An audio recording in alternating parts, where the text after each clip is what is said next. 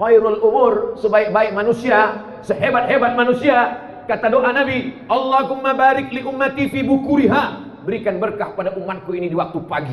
Bukur, pagi. Bukratan, pagi. Bukratan wa asila, pagi dan petang. Wa subhanallahi bukratan wa asila, pagi dan petang. Bukrah artinya pagi, bukrah besok pagi, bukur pagi, bukur pada waktu pagi. Berkahi umatku ini pada waktu paginya. Siapa nama anak kau? Bukratan wa asila. Kenapa begitu? Yang satu lahir pagi, satu lahir petang. Ya Allah, berkahi umatku ini pada waktu paginya. Artinya apa? Siapa yang bangunnya paling pagi, itulah hidupnya paling berkah. Sekarang di dunia internasional, di Asia Tenggara ini, Asia Tenggara, Thailand, Singapura, Malaysia, Brunei Darussalam, Indonesia, Filipina, setelah diteliti, ternyata yang paling cepat bangun paginya, itulah yang di seberang Batam, Singapura.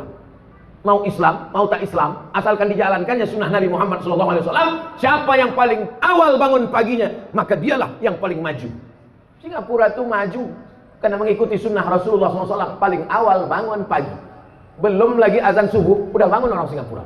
Orang kita disatukannya duha sama subuh. Saya dari Dewan Juri Musabaqah Tilawatil Quran, tinggal di hotel di samping pantai. Sholatlah kami ke Masjid Agung. Nama daerah tak usah sebutkan, menjaga kode etik jurnalistik. Sholat subuh.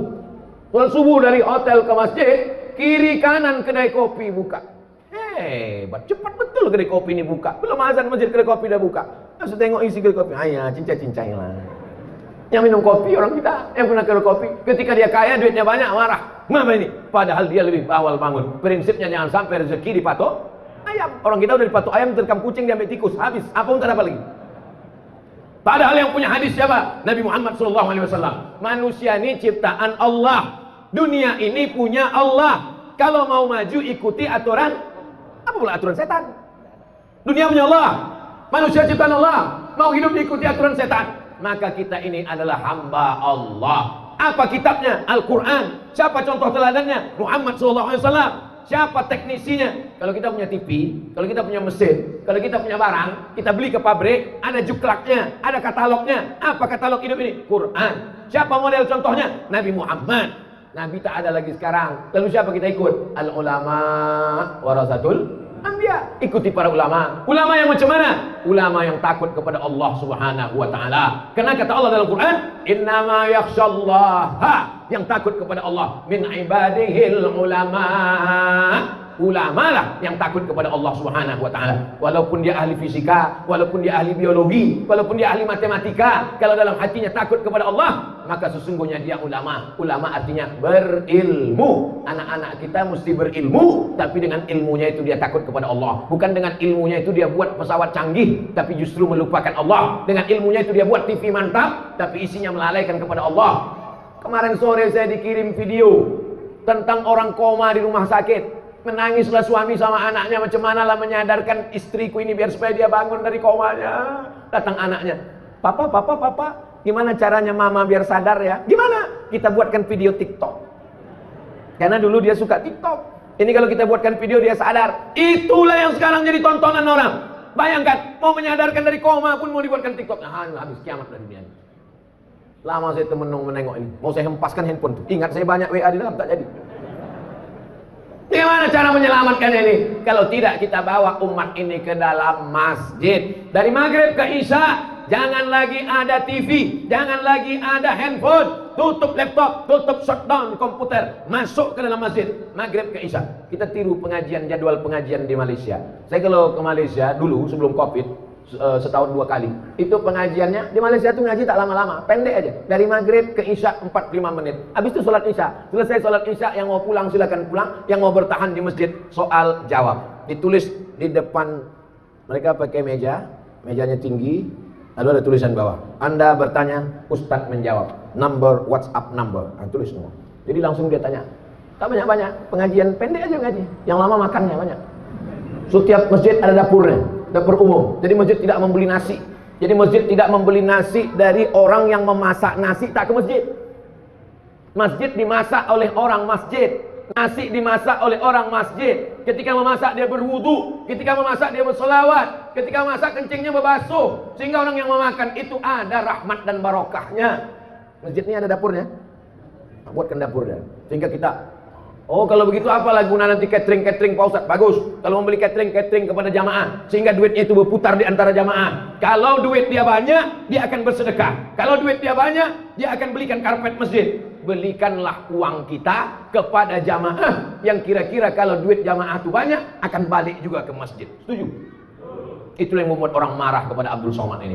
Abdul Somad cerita tentang duit, Abdul Somad cerita tentang politik, karena memang di mana-mana ceramah saya itu isinya 3. Perbaiki pendidikan, pengajian di masjid berkualitas. Perbaiki ekonomi, belanja kepada jamaah supaya duitnya berputar antara jamaah. Tahu ada jamaah yang punya penyewaan mobil, sewa mobil dia. Tahu antara jamaah ada yang punya laundry, pakai laundry dia. Tahu di antara jamaah ada yang jual buah, beli buah dia. Tahu jamaah ada yang jual tanah, kabarnya kau jual tanah. Iya.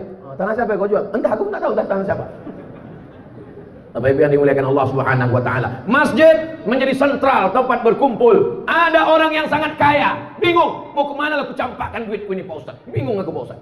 Ada pula satu lagi jamaah yang sangat susah, tak tahu dia kemana mau mengadukan kesusahannya. Yang menawarkan duit pinjaman cuman rentenir, lintah darat. Semua yang di laut-laut ini kalau sudah naik ke darat jahat semuanya. Contohnya lintah darat dan buaya darat. Maka datanglah jamaah masjid. Masjid mempertemukan antara pejabat dengan rakyat. Masjid mempertemukan antara orang kaya dengan orang yang susah. Bertemunya di mana? Di dalam masjid. Itu siapa tuh? Kawan ayah. Ayah jumpanya di mana dulu? Di Masjid Nurul Huda, Perumnas Geria Sagulung Permai Blok E nomor 1A Sagulung Batam. Udah aku sebutkan alamatnya lengkap, tak juga datang, tak lah. Di mana jumpanya? Di masjid. Di mana disolatkan jenazahnya? Di masjid. Di mana dia mengadukan kesusahannya? Di masjid. Diangkatnya tangannya, Allahu Akbar, ditempelkannya keningnya ke lantai, lalu diucapkannya Subhana Rabbiyal A'la wa bihamdi. Kalau duitnya banyak, di mana diletakkannya duitnya yang banyak itu? Di masjid. Sampai ke masjid tengok, apalagi yang kurang. Ini nampaknya udah kecabut-cabut kubah ini. Berapa? Banyak. Ini nampaknya berapa? Ini nampaknya kipas angin tak hidup. Kenapa? Begitu. Jangan ketika duit banyak ke mall, pas duit tak ada ke masjid. Orang yang model begini, jenazahnya jangan disolatkan, bawa ke jembatan Barelang. Bapak Ibu yang dimuliakan Allah Subhanahu wa taala. Insyaallah tak ada. Itu maka saya katakan begitu. Insyaallah semua jamaah masjid ini baik-baik semuanya insyaallah. Amin. Jam berapa waktu sholat maghrib di Saya kadang tak percaya sama orang, lebih percaya sama Google. Waktu sholat Batam. Waktu sholat Batam maghrib jam 6.14. Sekarang jam 6 matahari terbit. Pas matahari terbit tak boleh sholat karena waktu tanduk setan. Waktu terbit matahari itu bulat, datang setan bertanduk. Kata setan. Matahari itu bulat gini. Waktu matahari bulat, datang setan menghampiri matahari dengan tanduknya. Jadi kalau ada nanti jumpa, mana tahu calon menantu Bapak, apa kabar Pak? Kata, sehat setan.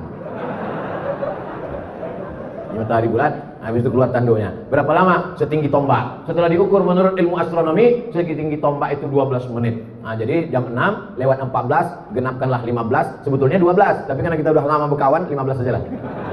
Pas jam 6.15 barulah boleh sholat sunat isyraq. Usolli sunnatal isyraq raka'ataini lillahi ta'ala. Jadi pengajian subuh itu kapan stopnya? Pengajian maghrib, dari maghrib ke isya 45 menit. Senin malam Selasa, akidah, wujud, qidam, baqa, mukhalafatul awadis, qiyamu binafsihi, wadaniyah, qudrat, iradat, ilmun, hayat, sama, basar, kalam, tentang Allah, tentang malaikat, tentang azab kubur, tentang akhirat, tentang hisab, tentang Quran.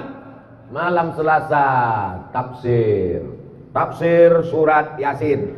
Kenapa tafsir surat Yasin? Karena mau pindah rumah baca Yasin, mau nikah baca Yasin, tahlilan baca Yasin, mengusir hantu jembalang tanah Yasin. Tapi arti Yasin itu sudah tahu. Yasin, apa arti Yasin? Lakiku. Kemudian nama laki dia Muhammad Yasin. Tafsir surat Yasin, tafsir surat-surat pendek, tafsir Wadduha, tafsir Alam Nasrah, tafsir Qul Huwallah. Supaya apa? Supaya waktu sholat paham apa yang dibaca. Tak usah kaji-kaji tafsir tak tentu arah. Ini tafsir, kau ngaji tafsir apa tadi? Tafsir mimpi. Mimpi aja sekarang orang banyak takut. Mimpi aja dilaporkan ke polisi sekarang. 3. Hadis-hadis pendek, hadis arba'in. Itu yang kita kaji. Streaming itu namanya pengajian matan arba'in. Imam Nawawi namanya. Akidah udah, tafsir udah, hadis sudah. Apalagi fikih, belajar tentang halal, haram, makruh, mubah, syarat, rukun, wajib, sunat, sunat muakkad. Nanti sekali-sekali 6 bulan sekali baru datang Abdul Somad tabligh akbar, pengajian umum, tapi mesti ada pengajian khusus. Jangan anggap pengajian umum ini dianggap ilmu. Belum, ini bukan ilmu, ini hanya membangkitkan semangat. Pengajian khusus mesti ada. Undang imam tadi ke rumah. Pak Imam, ada yang mau kubicarakan 4 mata ini Pak Imam. Kata Pak Imam, jangan kan 4, 3 pun bisa. Apa mau kau kata? Apa bilang mas kan? Aku malu Pak Imam. Apa malu Bapak? Anakku yang SD itu sudah hafal 1 juz. 1 juz itu dia. Terus apa masalahnya? Setiap dia pulang sekolah, dia mau ngulangkan hafalannya. Terus aku belum bisa Iqra. Jadi selama ini gimana Pak? Selama ini aku pura-pura nganggu aja lah. Jadi aku mau belajar baca Quran sama Pak Imam. Tapi syaratnya kita berdua aja Pak Ustadz. Istriku sama anakku jangan tahu. Oke, belajar tahsin sama Pak Imam. Dari mulai Iqra 1, Iqra 2. Ini kalau anaknya nanya, Papa udah berapa? Papa udah 4. 4 juz Pak, jangan kau tanya-tanya. Maksudnya Iqra 4. Belajar baca Quran. Tidak ada batasan ilmu dalam Islam. Tidak ada itu S1 22, S2 25, S3 27. Itu aturan barat. Dalam Islam menuntut ilmu minal mahdi ilal lahdi. Sampai liang lahat. Sampai orang mau mati di liang lahat pun ditalqinkan la ilaha illallah. Bahkan sudah mati pun talqin itu ada 2. Ada talqin ketika sakratul maut mau mati, ada talqin ketika sudah dikuburkan. Di Batam orang mati sudah dikubur masih ada baca talqin. Banyak yang tak menengok jenazah nampaknya nih. Nampaknya jenazah di Batam main hanyutkan aja. Masih dikubur kan? Dikubur. Setelah dikubur itu dibacakan talqin. Hai fulan bin fulan, kalau datang malaikat maut bertanya kepada engkau, man rabbuka, katakan Allah. Man nabiyuka, katakan Nabi Muhammad SAW. Ma imamuka, katakan Al-Quran. Ma kitabuka, katakan Al-Quran. Siapa saudaramu, katakan saudaraku orang-orang beriman. Kenapa lagi disampaikan itu padahal dia sudah mati meninggal dunia? Begitulah maknanya 2 talqin itu. Pertama mendoakan dia, yang kedua ini jamaah hatinya sedang lembut karena tetangganya baru meninggal. Ini jamaah hatinya sedang lunak karena ayahnya baru mati, karena emaknya baru wafat. Mumpung hatinya sedang lembut, diceramahilah sama Ustaz. Jangan mengubur orang macam mengubur kucing. Gali tanah kubur dah. Tak didoakan sudah putus. Tak didoakan Pak, sudah putus. Kalaulah putus amal orang hidup kepada orang mati, ngapain ada sholat jenazah? Betul? Nanti kalau ada orang mengatakan, jangan doakan, udah putus. Nanti kalau dia mati, tak usah sholatkan. Ditanya sama anaknya, enggak kita sholatkan, udah putus. Sedikit putus, sedikit putus. Itulah tausiah kita pada subuh ini. Sebelum jam 6.15 kita jawab pertanyaan-pertanyaan berikut. Assalamualaikum warahmatullahi wabarakatuh. Waalaikumsalam. Di akhir zaman umat Islam akan terpecah menjadi 73 golongan. Yang akan masuk surga hanya 1 golongan. Golongan mana tuh Pak Ustadz? Golongan saya lah. Apakah kita berada di sini termasuk golongan itu Pak Ustadz? Udahlah kau bangun subuh, mandi kedinginan, jalan kaki ke Masjid Nurul Huda, pengajian, sholat subuh berjamaah, ragu pula masuk surga. Ada orang yang tak mandi wajib, tidak bersedekah, tidak sholat, yakin masuk surga. Kau udahlah mandi, bersunat, sholat, puasa, ragu pula masuk surga. Jadi sebetulnya apa yang membuat umat Islam ini ragu masuk surga? Man qala la ilaha illallah Muhammadur Rasulullah dakhalal jannah. Siapa yang mengatakan la ilaha illallah Muhammadur Rasulullah pasti masuk surga. Yakin apa tak yakin? Percaya atau tak percaya? Sataftariqu ummati ala iftaraqatil yahud ala 71 firqah. Yahudi terpecah 71 golongan. Iftaraqatin nasara ala 72 firqah. Nasrani terpecah 72 golongan. Iftaraqat ummati ala 73 firqah. Umatku terpecah 73 golongan.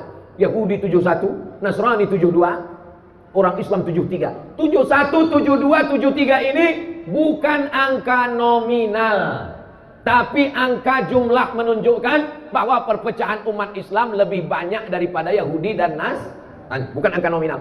Setelah dihitung-hitung ternyata Yahudi lebih dari 71. Ternyata Nasrani lebih dari 72. Ternyata umat Islam lebih dari 73. Adin, bang, abang sayang tak sama adik? Sayanglah Adinda. Siap abang nunggu adik semester 7. 1000 tahun kan ku nanti. 1000 tahun itu angka nominal atau makna kiasan? Kiasan. Ada pula ada orang Batam umur 1000 tahun. 40 aja bengek. Arti 1000 tahun itu artinya makna kiasan. Begitu juga dengan 71 Yahudi, 72 Nasrani, 73 Islam. Bukan angka nominal. Jangan nanti dihitungnya. Umat Islam 73, NU, Muhammadiyah, Persis, Nahdlatul Watan, Al-Wasliyah, FPI, GP Ansor, dihitungnya semua. Habis itu baru ditinggal. Mana yang masuk surga itu ya? Tengoknya, oh ini yang masuk surga. Apa kelompok apa nih? Sahabat UAS. Bukan begitu cara berpikirnya.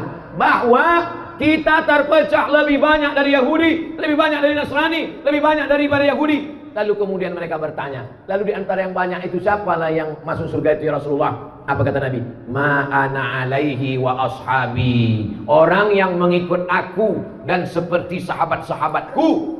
Nabi sholat subuh, kita sholat subuh. Nabi memakmurkan masjid, kita makmurkan masjid. Nabi ahlus sunnah, Nabi berpegang kepada sunnah karena dia sumber sunnah, sunnah dari Allah. Kita mengamalkan sunnah. Nabi mengajarkan berjamaah, kita berjamaah. Maka kita adalah kelompok yang selamat karena ahlus sunnah wal jamaah. Jabariyah sesat, Syiah sesat, Khawarij sesat, Murji'ah sesat, Qadariyah sesat, Mu'tazilah sesat. Maka semua mesti kembali kepada akidah ahlus sunnah wal jamaah. Sunnah bangun waktu pagi, kita bangun. Sunnah jalan kaki ke masjid, kita datang. Sunnah sholat berjamaah. Sunnah berzikir habis sholat subuh sampai terbit matahari. Sunnah. Maka ikuti amalan-amalan sunnah, kau akan tahu mana yang sesat, mana yang tidak.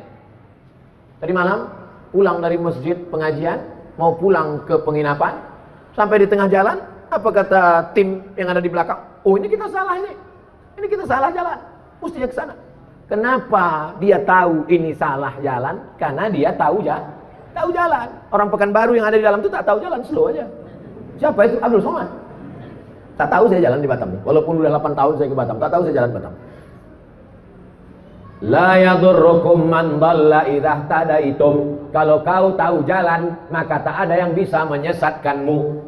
Berilmu, pahami Quran, pahami sunnah, ikuti ulama. 7.000 orang pun mau menyesatkanmu, kau tak akan sesat insyaallah. Berpegang dalam la ilaha illallah Muhammadur Rasulullah. Itu pemahaman tentang hadis 71, 72, 73. Kita ahlu sunnah wal jamaah selamat sampai hari kiamat. Yakin itu. Jangan nanti waktu di masjid yakin, keluar dari masjid galau lagi. Datang saya 6 bulan lagi, itu lagi pertanyaan.